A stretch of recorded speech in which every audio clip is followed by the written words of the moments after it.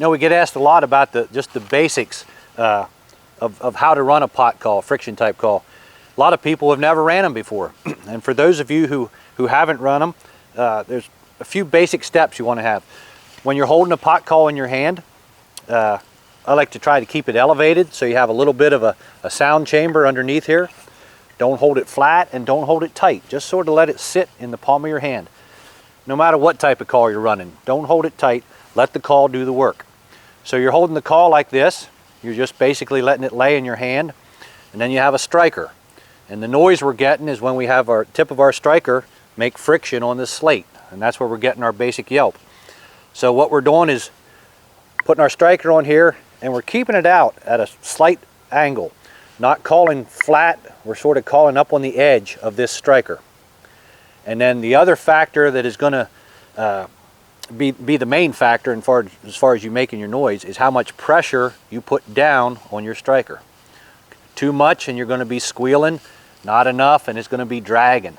You're going to find just that proper tone, laying flat in your hand at the proper angle, and you're just drawing a circle. Now I'm going to press too hard to give you an example. If I press too hard, I'm going to ruin everything. I'm going to have too much pressure on the call. It's going to slip, slide. If I don't press hard enough, if I just let it dance across the top, I don't have the tone. So it's just getting used to it. It's not that hard. It's not rocket science, but you can just get used to the angle, holding the call loose, and how much pressure you put down, drawing a circle a little smaller than the size of a dime.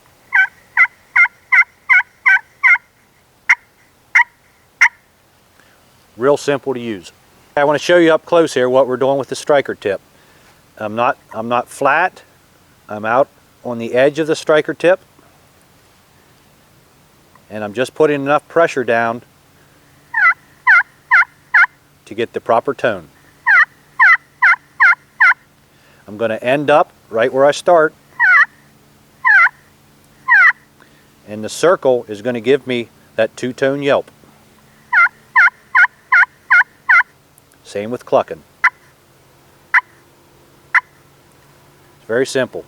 Angle, pressure, and don't hold your pot too tight.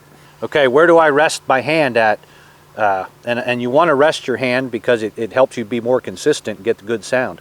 So what I like to do is the side of my hand with a striker, whether I'm left or right-handed, I'm going to lay it just on my fingertips of the pot, right here. I'm not going to lay it on the call. I'm not going to come out here. One of the key factors also with slate is you don't want the oil of your fingers to get onto the slate. So lay your hand right here on the side, just like that. I like to lay it on the tips of my fingers and just let the striker be the only thing that contacts the surface.